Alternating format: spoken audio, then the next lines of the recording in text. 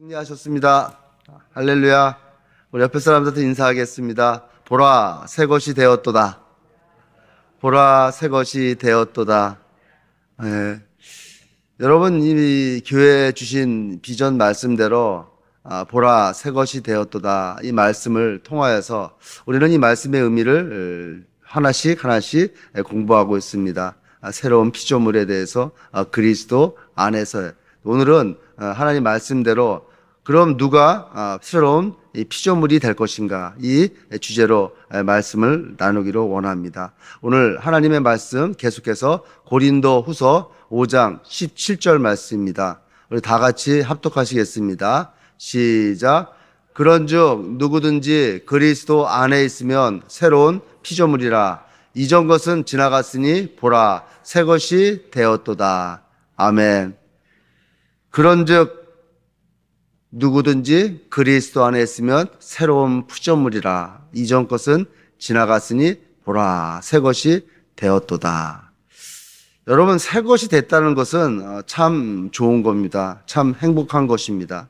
우리 소명교회가 창립 10주년을 지나 11주년을 나아가면서 새로운 마음으로 새롭게 변화되어서 하나님의 뜻이 이루어지는 교회가 되기를 주님의 이름으로 축원드립니다. 여러분, 우리 계속해서 새벽 기도를 통하여서 새 것이 되었도다. 우리 첫날에는 새로운 피조물. 그러니까 새로운 피조물은 어떤 존재입니까? 신분이 새롭게 변화된 존재. 운명이 변화된, 죽을 수밖에 없는 운명에서 영원토록 주님과 영생할 수 있는 존재로, 또 새로운 가치관과 또 새로운 비전을 갖고 나가는 그런 존재로 우리가 바뀌었다는 것이 새로운 피조물이라고 얘기했습니다. 어제는 우리가 그리스도 안에서의 삶은 어떤 삶이에요?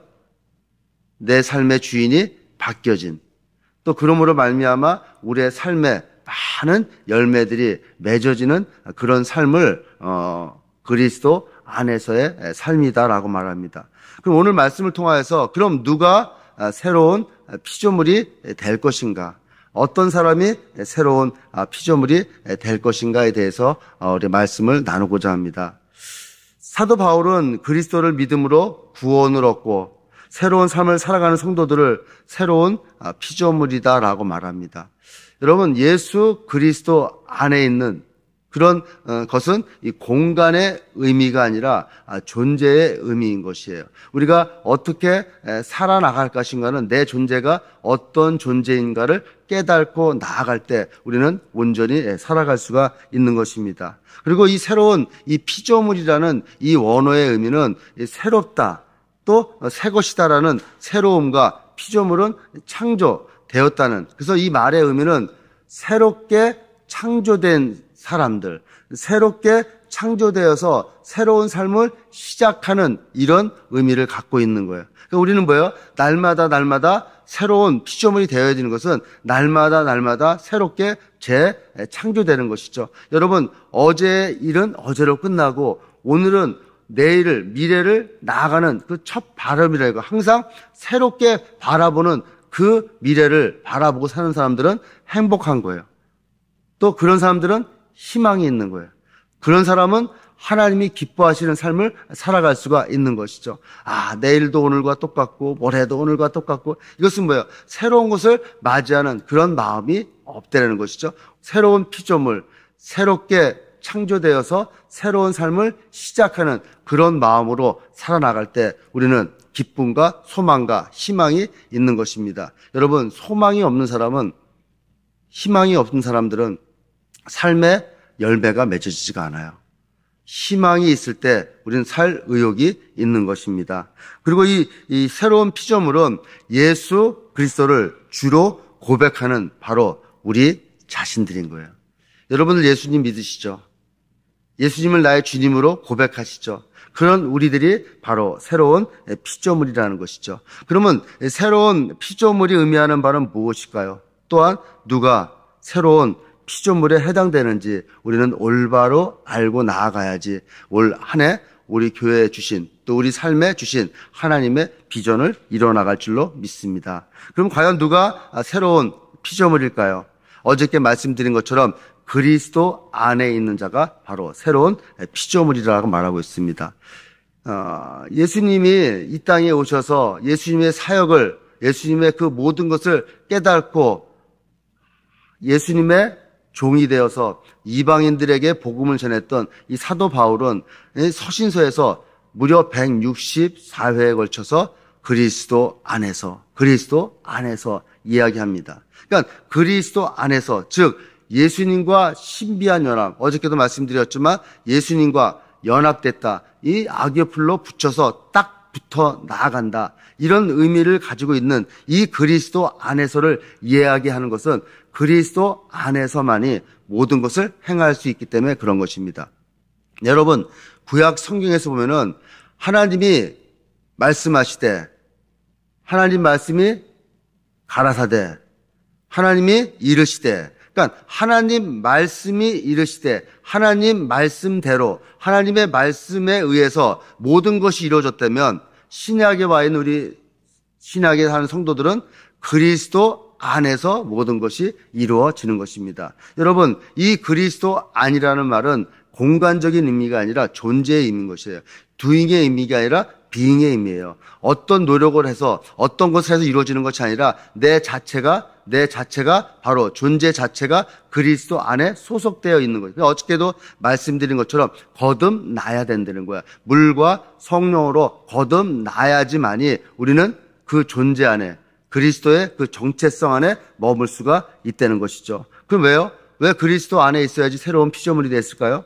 그리스도 안에 있을 때 죽을 수밖에 없는 죄인된 우리의 존재가 그리스도 안에 있을 때 새로운 생명을 얻기 때문에, 그 새로운 생명을 얻고 나아가기 때문에 그리스도 안에 있는 사람들이 새로운 피조물이 될 수가 있는 것입니다. 우리 인생들, 예수를 알기 전에 우리들은 어떠네요?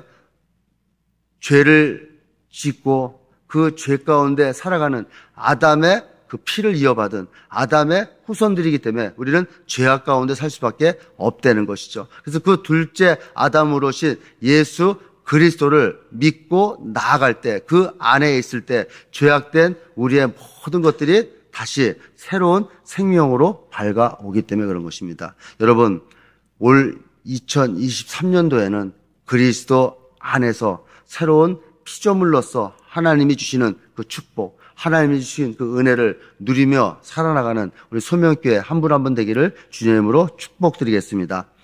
두 번째로는 누가 새로운 피조물이 될 수 있느냐? 이전 것이 지나갔음을 아는 자가 바로 새로운 피조물이 될 수 있다는 거예요. 여러분, 보라 새 것이 되었도다, 이 말은 물질적인 모든 피조물이 다 사라졌다는 그 뜻이 아닌 것입니다. 보라 새 것이 되었다, 그것은 뭐예요?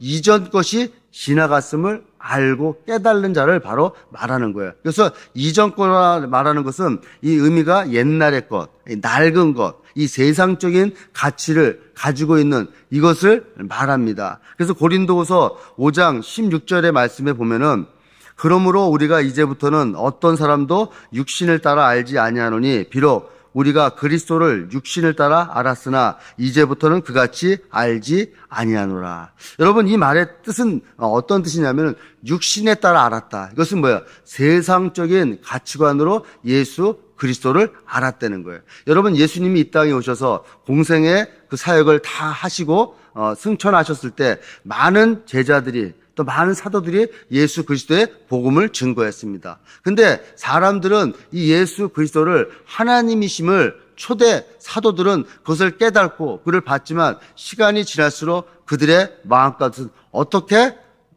하나님이 인간이 될 수 있을까 하는 그런 의구심으로 세상적인 가치관, 하나님은 아니시지만 하나님보다는 좀 낫지만 우리 인간보다는 나은 그런 선지자라든지 그런 예언자라든지 이런 뜻으로 이 예수 그리스도를 바라봤다는 거예요. 그래서 여러분, 300년경에 이 초대교회 이 신학자들의 싸움이 붙었어요. 어떤 싸움이 붙었냐?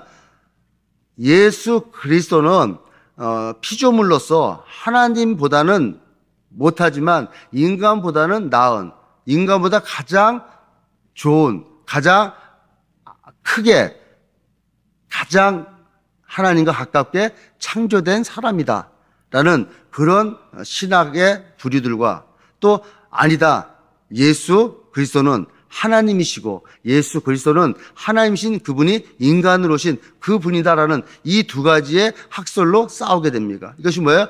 아리우스파와 아다나시우스파의 그 싸움인 것이에요. 그러니까 아리우스는 하나님이 아니다, 가장 크게 창조된 그런 창조된 피조물이다. 그러나 아다나시우스는 뭐라 그래요? 아니다, 하나님은, 예수님은 하나님이시며 인간이시다. 이 싸움이 계속되니까 니케라는 그 장소에서 이들이 신학적으로 모여서 하나님 앞에 기도하며 회의를 합니다. 그래서 나온 결과가 니케아 공회 신조인데, 이것은 뭐예요? 결론이 뭡니까? 예수는 하나님이시며 인간이시고 예수 그리스도는 창조된 분이 아니라 하나님과 같이 스스로 있는 자다라는 그 이야기로 선포되면서 하나님, 예수 그리스도를 하나님이 아니다라고 얘기했던 이 아리우스파가 정제되고 이단으로 몰리게 된 것이죠. 이것이 기반이 돼서 나오는 것이 지금 우리에게 찾아오는 누구예요? 여호와 증인들이 하나님, 예수님은 선지자이고 하나님이 아니다, 오직 하나님은 한 분이시다, 이렇게 얘기를 하고 있는 것이죠. 이것은 뭐야? 이런 것이 이전 것은 지나갔다는 거. 이것을 우리가 온전히 깨달을 때 우리는 어떻게 해요? 어떤 사람이 될 수 있어요? 새로운 피조물이 될 수 있다는 거예요. 여러분, 우리가 신앙생활하면서도 이게 맞는지 저게 맞는지 오락가락하면 새로운 피조물로서 누리지를 못하는 거예요. 예수 그리스도는 바로 하나님이세요. 우리와 똑같은 인간의 모습으로 오셨지만 그분은 하나님이시고 100% 하나님이시고 100% 인간으로 오신 그런 분, 그것이 어떻게 해요? 하나님만이 가능한 그 일인 것이에요. 여러분, 어떤 분이 그런 얘기를 하더라고요. 예수님이 어떻게 천의 몸에서 날 수 있느냐, 이것은 뭐 잘못된 거다, 이렇게 얘기하니까 이렇게 얘기를 했대요. 남편 요셉도 믿는데 네가 왜 못 믿냐고. 무슨 말인지 모르시겠어요? 남편도 성령으로 잉태한 것을 믿는데 네가 왜 못 믿냐, 이 얘기를 한다는 거예요. 여러분, 예수님은 하나님이시고 예수님은 우리를 구원하시기 위해서 하나님이신 그분이 인간의 모습으로 이 땅에 오신 성육신하신 그분이 바로 예수 그리스도라는 거예요. 그러니까 이런 예수 그리스도의 그 상황을 우리가 알아나갈 때 우리의 과거의 죄악된 모습, 우리의 과거의 잘못된 모습들 예수님이 다 아시고 그것을 해결해 주시기 때문에 우리는 새로운 피조물이 될 수가 있는 것입니다. 여러분, 이전 것은 지나갔음을 우리가 온전히 깨달은, 이것은 뭐예요? 세상적인 가치관으로 예수 그리스도를 바라보지 마시고 하나님의 관점, 하나님의 눈으로 바라보라는 거예요. 여러분, 유대인들은 예수님을 바라볼 때 율법주의적인 것으로 바라봤어요. 또 헬라인들은 세상적인 지혜나 우상으로 예수 그리스도를 바라봤어요. 그러니까 어떻게 돼요? 비는 대상만 바뀌게 될 겁니다. 여러분, 우리 지금 살아가는 우리 삶에서도 예수님을 하나님으로 바라보지 아니하고 하나님이 아님을 하나님보다 못한 존재로 바라보기 때문에 하나님을 믿는 그 믿음 가운데 예수 그리스도를 바라보지 못하고 살아가는 경우가 많이 있습니다. 그래서 예수님이 뭐 4대 성인 중에 하나다, 또 5대 공인 중에 하나다라고 얘기하잖아요. 우리 예수 믿기 전에 다 그런 마음들을 가졌잖아요. 예수님은 바로 하나님이시다는 거예요. 하나님, 그 예수를 영접하고 그 예수 안에 있을 때 우리는 새로운 피조물로 새롭게 창조됨으로 하나님이 주신 그 축복을 누리는 한 분 한 분 될 수 있을 줄로 믿습니다. 그런 여러분 되시기를 주님의 이름으로 축복드리겠습니다. 아멘. 세 번째로 누가 새로운 피조물인가?